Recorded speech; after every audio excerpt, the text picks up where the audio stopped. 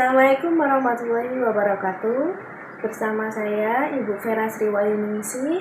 Saya merupakan dosen FKIP Universitas Putra Indonesia YPTK Padang. Berikut yang mengajar di kelas. Terima kasih. Wassalamualaikum warahmatullahi wabarakatuh. Alhamdulillah, hari ini Ibu sangat senang sekali karena mahasiswa Ibu hadir semuanya untuk mengikuti perkuliahan pada hari ini. Semoga kita semua selalu diberikan kesehatan dan keberkahan yang melimpah tanpa kurang satu apapun. Pertemuan kali ini kita akan membahas tentang bagian dari perkuliahan kegiatan pendukung BK, yang mana kita akan membahas tentang tampilan perpustakaan. Oke, untuk mereview sebelumnya, Ananda bisa menyebutkan apa saja yang termasuk kegiatan pendukung BK? Bisa? Bisa. Oke, materi yang pertama, siapa yang bisa mengetahui materi yang kita bahas tentang kegiatan pendukung BK? Ada yang tahu? Aplikasi instrumentasi.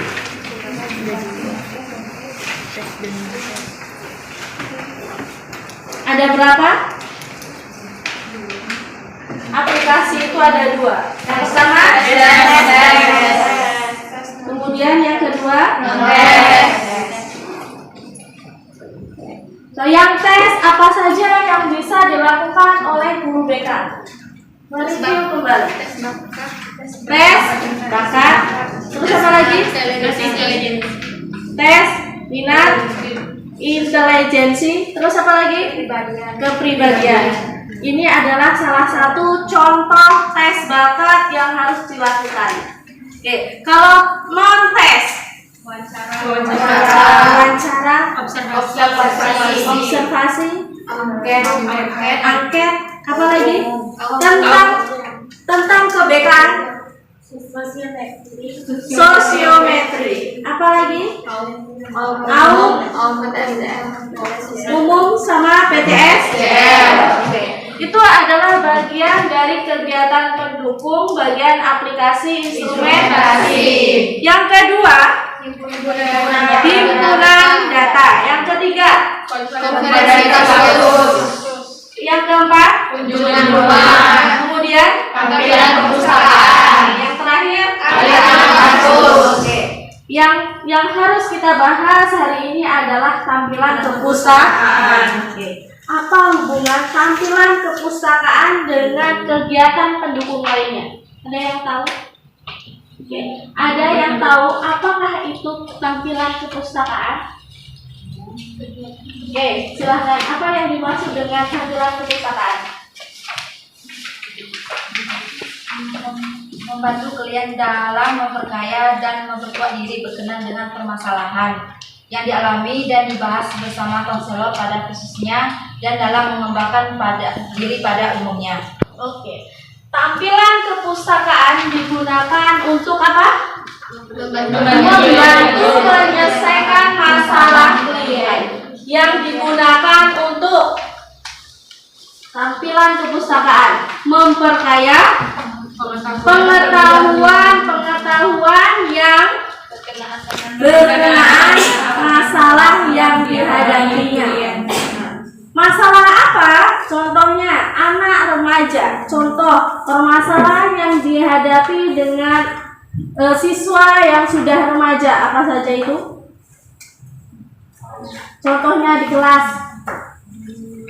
Apa yang menimbulkan adanya permasalahan pada siswa anak remaja? Contohnya apa? Malas belajar. Terus apa lagi?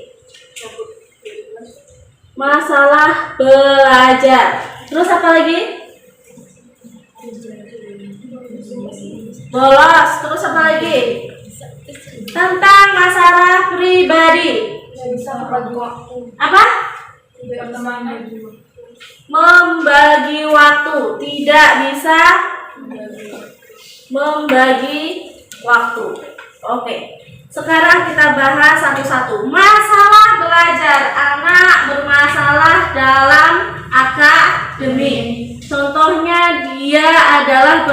bermasalah dalam menghitung. Oke, tampilan kepustakaan apa yang harus kita berikan kepada klien tersebut? Contohnya, guru BK harus memberikan apa? Tampilan kepustakaan apa yang harus disediakan? Menghitung. Buku menghitung, apa lagi? Buku. Terus apa lagi? Gimana caranya si anak itu terhindar dari masalah ini? Menyediakan apa? Alat hitung. Terus apa lagi? Dari anak yang mengalami kesulitan dalam menghitung. Pernah? Gak ada pengalaman di situ? Tampilan kepustakaan. Gak pernah ngajarin orang yang mengalami kesulitan dalam menghitung? Gimana caranya? Pernah Anda menghitung melalui jari? Pernah. Pernah? Pernah. Coba Anda praktikkan. 8 dikali 8. Nah, gimana caranya kamu, Bu? Bisa, Bu? Gak bisa? Anda, Azura? Coba praktekkan.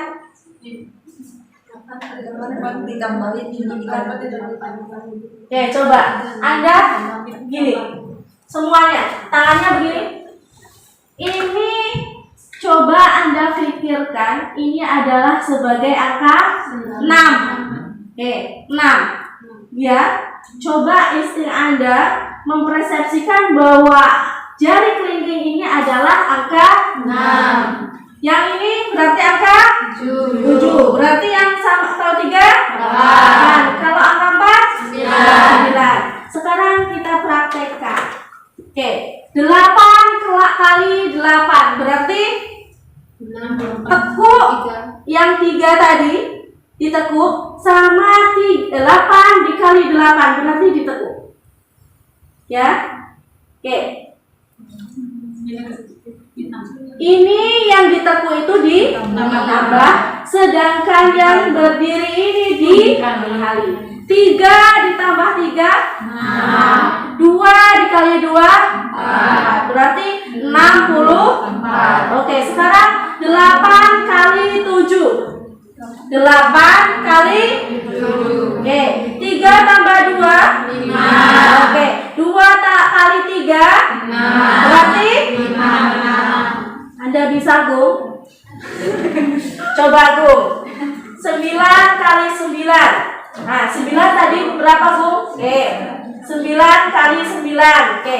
4 ditambah 4 8. 1 kali 1 kamu enggak tambahkan tuh. Berapa jadinya? Berapa jadinya? 10.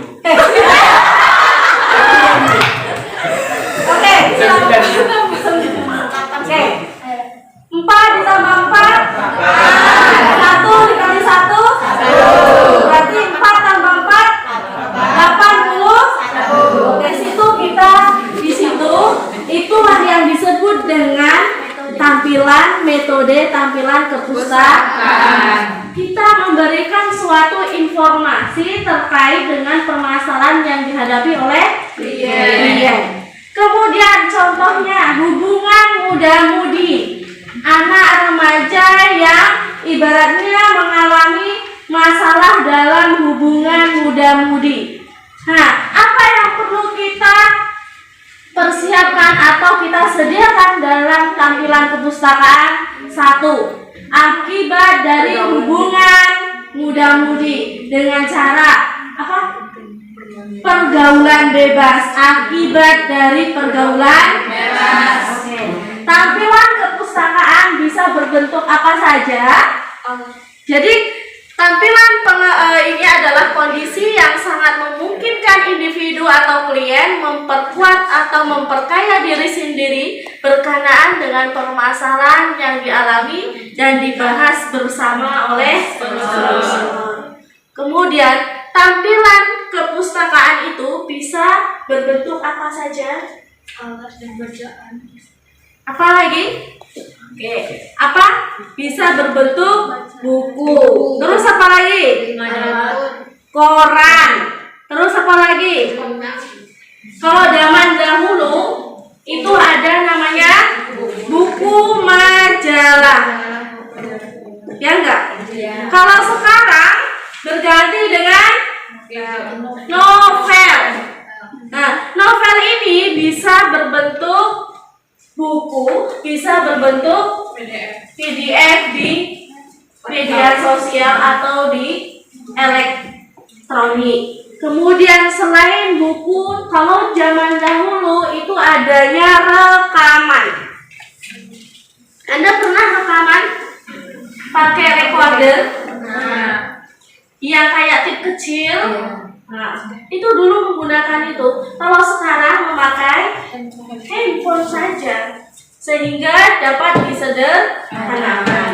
Oke, tujuan dari tampilan kepustakaan adalah melengkapi layanan konsumsi berupa bahan-bahan tertulis atau rekaman yang ada dalam tampilan kepustakaan. Jadi apa saja yang dikaitkan dengan tampilan kepustakaan tidak hanya terkait dengan buku saja atau buku ajar, tapi kita kalau ada ibaratnya sekarang itu novel yang berhubungan dengan masalah klien itu wajib kita adakan di ruangan konseling. Makanya tampilan kepustakaan di mana sih bagusnya? Kalau guru BK itu harusnya mempunyai pustaka kecil. Gunanya untuk apa? Yaitu untuk memperkaya ketika klien menghadapi suatu masalah. Contohnya ini, ruangan bimbingan konseling, labor konseling itu harus ada buku di dalamnya. Tujuannya apa? Biar dibaca oleh klien. Yang kemudian di ruangan konseling itu harus adanya meja, kursi, dan tisu. Untuk apa tisu? Ketika klien sedang emosinya tidak stabil, itu bisa digunakan menjadi alat. Kemudian dilengkapi apa saja? Topeng. Gunanya untuk apa? Tidak. Harusnya di labor konseling itu harus ada topeng. Bahwa manusia itu kadang-kadang emosionalnya tidak stabil. Kadang di depan baik, kadang di belakang buruk. Oke, di dalam konseling harus ada cermin. Kira-kira untuk apa? Membaca diri. Bahwa kita itu mempunyai hak dan kewajiban. Kita mempunyai kelebihan dan kekurangan. Jangan pernah kita menyalahkan orang lain. Tapi kita lebih ke introspeksi diri. Meskipun di dalam konseling klien tidak pernah salah. Yang kedua, perlukah alas karpet di dalam labor? Gunanya untuk apa? Gunanya untuk apa? Relaksasi. Pernah Anda belajar tentang relaksasi? Pernah. Di mana? Teklab? Di mana? Di lantai? Di mana? Belum pernah? Tapi Anda belajar tentang relaksasi? Oke, relaksasi ketika klien itu tidur sekalipun itu tidak masalah. Karena apa? Berikan kenyamanan pada klien untuk menetralkan pikiran. Jadi seharusnya di dalam laboratorium itu yang lengkap juga harus difasilitasi. Bahkan kita memfasilitasi tentang musik-musik klasik yang bernada apa namanya? Musik-musik klasik yang bisa menjadi penenang pikiran klien tersebut. Itulah yang disebut dengan relaksasi. Jadi gunanya tampilan kepustakaan terhadap masalah yang dihadapi oleh klien adalah salah satu memperkaya pengetahuan agar masalah yang dihadapi cepat diselesaikan. Kedua, tujuannya adalah mendorong klien memanfaatkan bahan-bahan yang ada dalam tampilan kepustakaan. Adanya bahan-bahan yang ada di dalam kepustakaan, kalau istilahnya di dalam konseling adalah labor konseling, itu dapat dimanfaatkan. Kemudian mendorong klien untuk dapat memanfaatkan layanan e-course. Makanya Ananda itu kalau ada istilahnya koran, majalah, itu biasanya dikasih di depan pintu atau di ruangan agar tujuannya apa? Bisa dibaca oleh siswa, bahwa siswa akan semakin kaya tentang pengetahuan.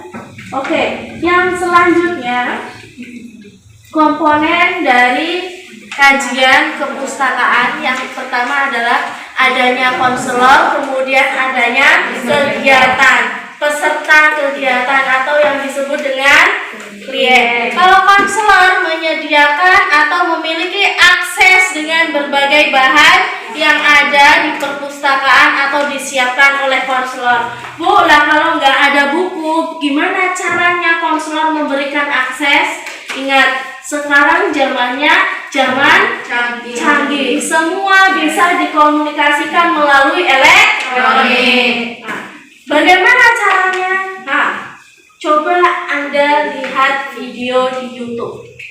Mari, coba kalau seandainya Anda sudah melihat videonya, mari kita diskusikan. Apa yang perlu dipertanyakan? Itu adalah kewajiban seorang konselor menyampaikan atau memberikan informasi atau menyediakan bahan, sehingga anak mempunyai imajinasi, sehingga tersugesti agar terjadinya kebaikan-kebaikan sebelum terjadinya tampilan kepustakaan itu tadi. Jadi tampilan kepustakaan mendorong seseorang agar mempunyai pengetahuan yang lebih luas. Kemudian adanya peserta kegiatan, itu bisa berbentuk individu maupun kelompok. Kapan di waktu dilaksanakan individu, kapan dilakukan kelompok. Kalau individu, ketika klien itu mempunyai masalah hanya bersifat individu. Contohnya, saya mempunyai masalah dalam bidang, contohnya kesulitan belajar. Oke, itu pribadi. Kalau itu adalah kalau kesulitan belajar itu pengembangan dalam bidang belajar. Nah, kalau untuk hubungan sosial, hubungan budi, interaksi sosial, itu adalah hubungan sosial. Kemudian kegiatan pengembangan karir, siswa tidak atau susah menentukan bakat minatnya. Terus apa lagi? Kalau mau kenaikan kelas 2, apa yang disusahkan oleh siswa? Memilih jurusan. Kalau zaman dulu menggunakan kurikulum KTSP, itu siswa kelas 1 itu belum punya jurusan. Kenaikan kelas 2 baru jurusan. Tapi kalau sekarang K13, mulai dari kelas 1 itu sudah ditentukan memilih jurusan. Nah, apa yang harus kita lakukan? Kalau dulu kenaikan dari kelas 1 mau kelas 2, sekarang memang dari penerimaan siswa baru itu sudah adanya pemilihan jurusan. Itu adalah pengembangan karir. Kalau hidup berkeluarga, hubungan antar keluarga. Kemudian untuk hidup beragama, ketaatan dalam beribadah. Contohnya, mungkin siswa itu ada yang beragama Islam, ada yang beragama Kristen atau non-Muslim, sehingga diberikan pengetahuan untuk saling menghargai. Nah, contoh tampilan kepustakaan dalam keagamaan apa? Memberikan toleransi antar umat beragama. Itu agama, ada bahannya.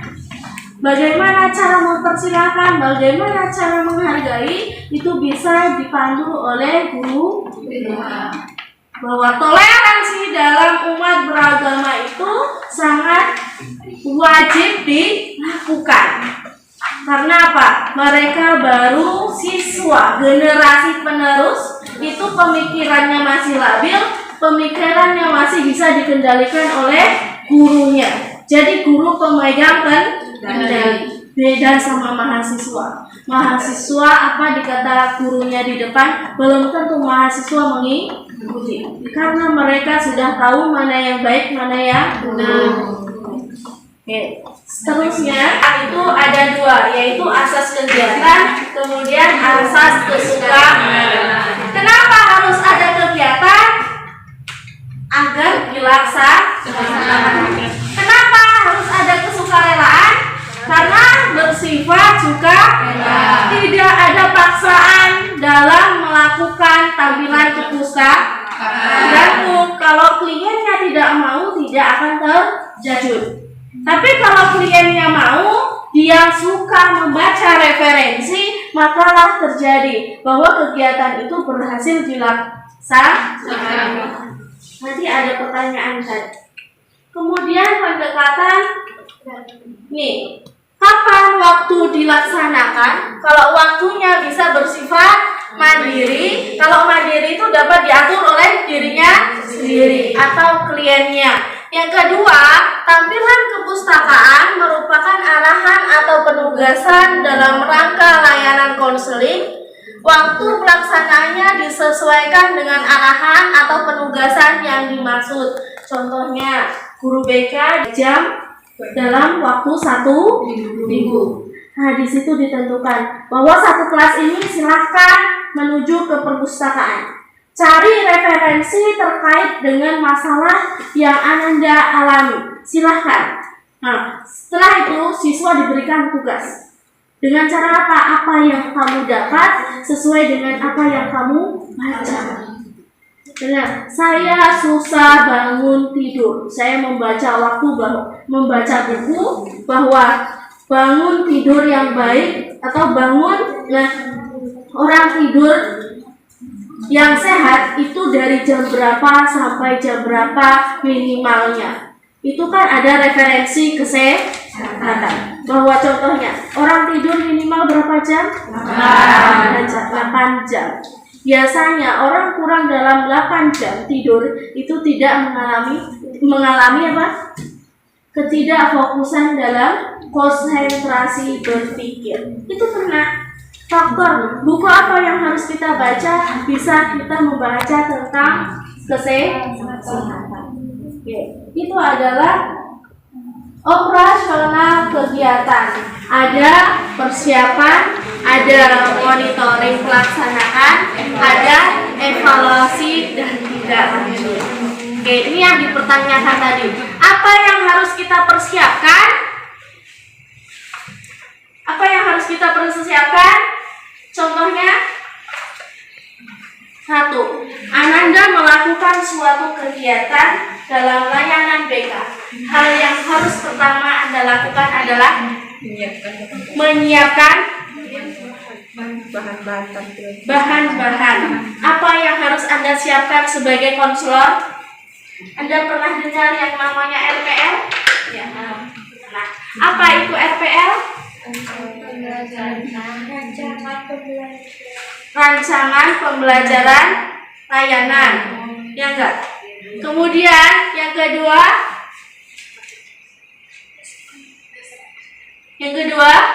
materi atau yang disebut dengan bahan ajar. Itu adalah suatu persiapan. Contohnya apa persiapannya lagi? Daftar hadir. Setelah daftar hadir apa lagi? Apa yang Anda harus persiapkan? Waktu di mana dan tempatnya di mana? Waktunya kapan dan tempatnya di mana? Ini adalah suatu persiapan. Yang kedua, adanya monitoring pelaksanaan. Berarti ini monitoring ini sudah dilaksanakan atau belum? Monitoring berarti sudah dilaksanakan atau belum? Sudah dilaksanakan. Anda memantau kegiatan tersebut. Apakah pelaksanaan itu sudah benar atau belum? Itu adalah yang disebut monitoring. Oke. Yang ketiga adanya evaluasi sama tindak lanjut. Evaluasi apa yang harus kita lakukan? Membuat laporprok. Tahu ada laporprok? Laporan kegiatan. Laporan kegiatan. Setelah laporan kegiatan itu ada evaluasi 2. Evaluasi hasil sama evaluasi pernah belajar itu? Belum. Ada evaluasi itu ada 2. Evaluasi proses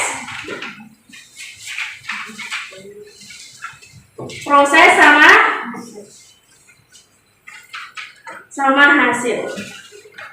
Ini adalah yang disebut tadi. Siapa yang bertanya? Lai Japen sama Lai Japan. Ini apa? Layanan jangka pendek. Ini layanan jangka panjang. Nah, apa yang dimaksud dengan layanan jangka pendek sama layanan jangka panjang? Kalau pendek itu langsung selesai. Tapi kalau Lai Jepang bisa berkelanjutan, bahwa penilaiannya itu bisa langsung selesai, bisa langsung ada perlakuan. Nah, ini bedanya. Tadi ada yang ini. Kalau proses sama hasil itu berbeda. Berbedanya apa? Contohnya kayak gini. Siswa sangat aktif dalam mengikuti kegiatan. Itu hasil atau proses? Siswa mengikuti dengan aktif. Proses. Siswa mengikuti dengan aktif proses yang dilakukan. Hasil atau proses?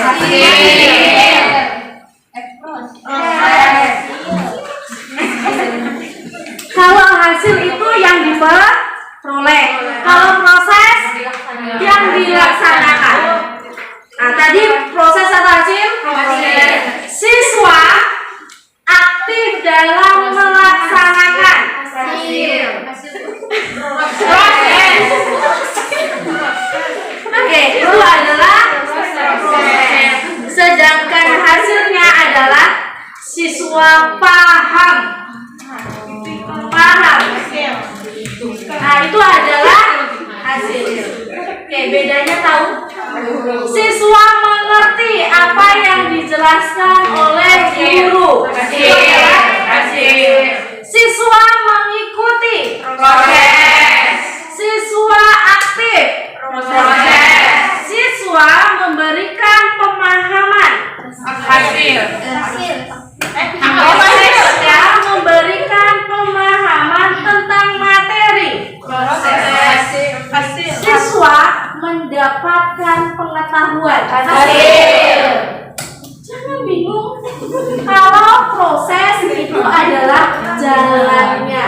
Kalau hasil adalah yang diperoleh. Siswa paham dengan hasil diskusi. Hasil. Siswa mengikuti kegiatan dengan senang hati. Proses. Itu adalah bisa digunakan dalam Lai Japan. Dari Lai Jepang itu ada proses evaluasi proses sama evaluasi hasil. Kalau nggak ada catat besok keluar dari ujian, terserah tuh.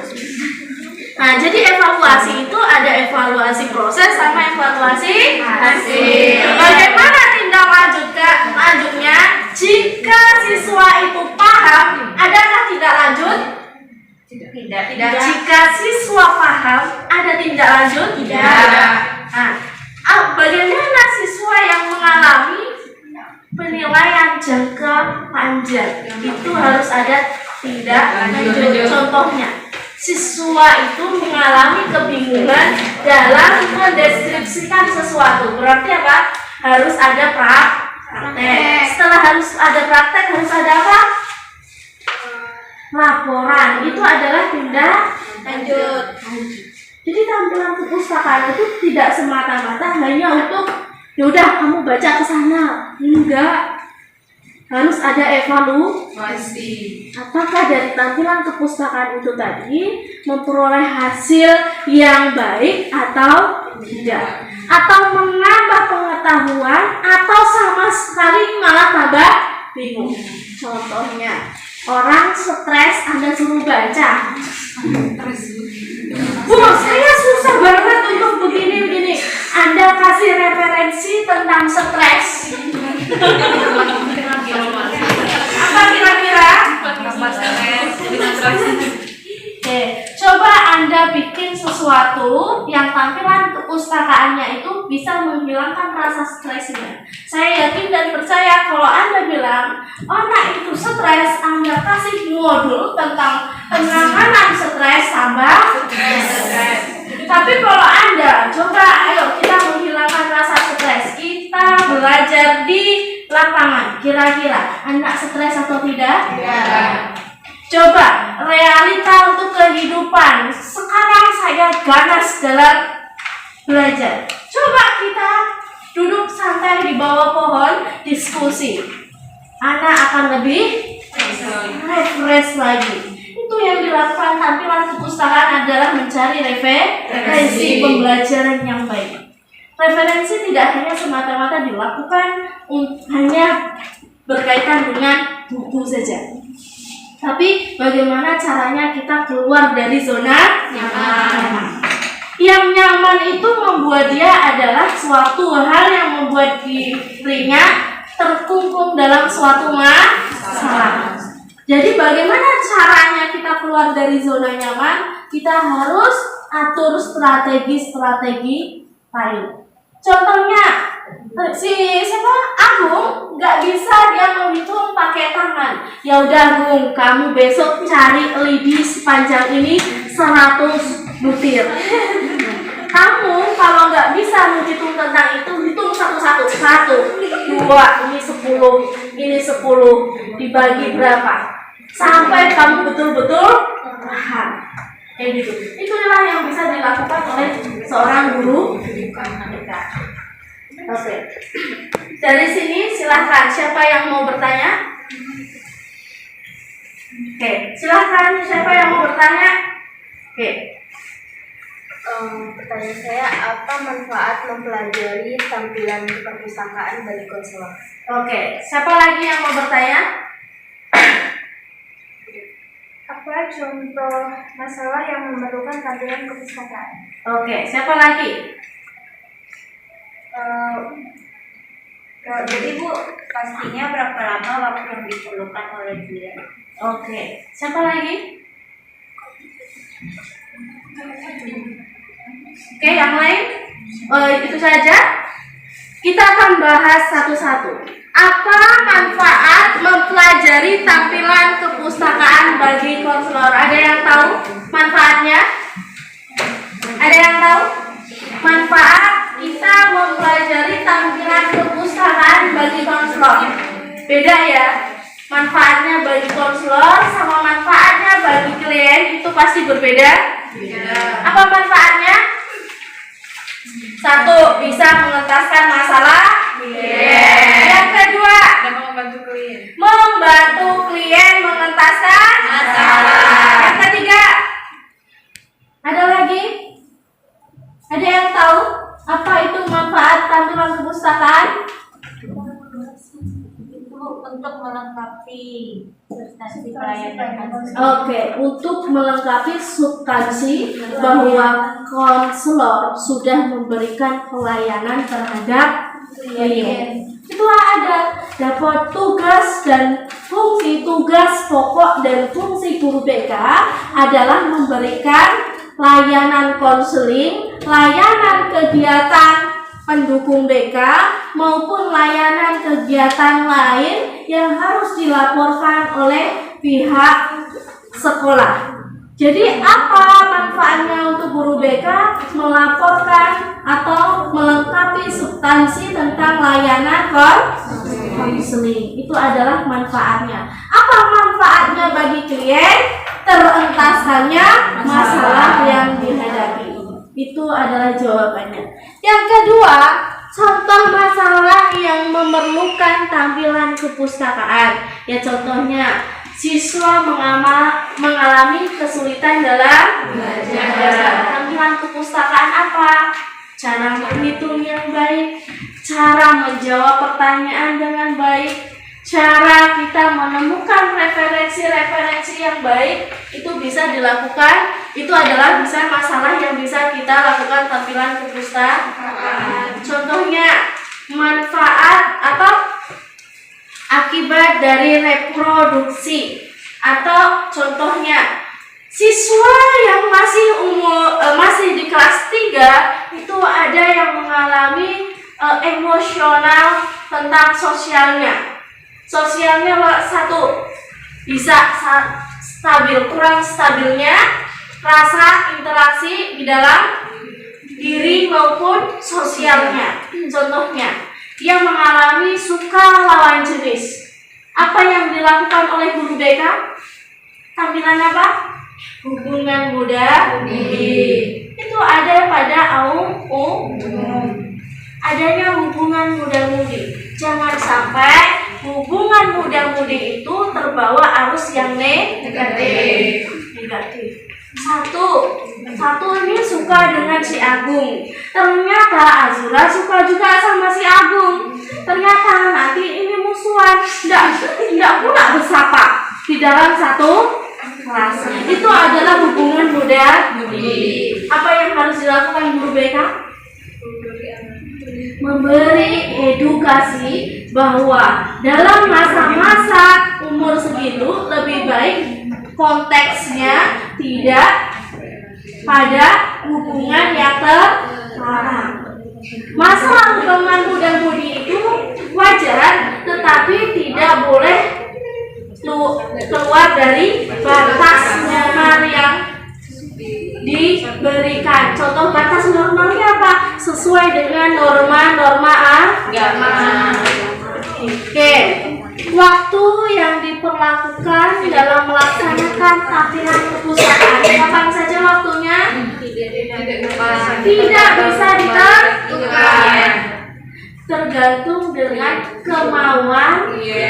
Bisa bersifat individual, bisa bersifat kelompok, bisa dalam ruangan konseling, bisa terjadi di kelas maupun di ruangan atau perpustakaan. Jadi waktu, tempat itu tidak bisa ditentukan, sesuai dengan keadaan klien, kemauan klien, dan kesepakatan oleh konselor. Oke, itu adalah tampilan kepustakaan. Jadi apa yang harus kita lakukan dalam memaksimalkan layanan tampilan kepustakaan, yaitu adalah mencari atau menyediakan referensi-referensi yang dibutuhkan oleh klien. Ada yang mau bertanya? Ada? Sudah jelas? Oke, Anda sudah jelas? Ada yang masih ditanyakan? Oke, layanan tampilan kepustakaan itu biasanya bisa bersifat layanan jangka panjang, bukan layanan jangka pendek. Karena apa? Belum tentu apa yang didapatkan itu dia bisa menguasai atau paham tentang hal yang didapatkan, sehingga apa? Memerlukan layanan-layanan lanjutan. Itu adalah tampilan kepustakaan. Oke, ada yang mau ditanyakan lagi? Baik, tidak ada? Oke, kalau tidak ada, kita akhiri kegiatan perkuliahan kita hari ini. Sudah? Tidak ada yang mau bertanya? Tidak? Baik, karena waktu sudah habis, kita akhiri kegiatan kita perkuliahan kita pada siang hari ini. Mari, oke, Bu akhiri. Assalamualaikum warahmatullahi wabarakatuh. Waalaikumsalam.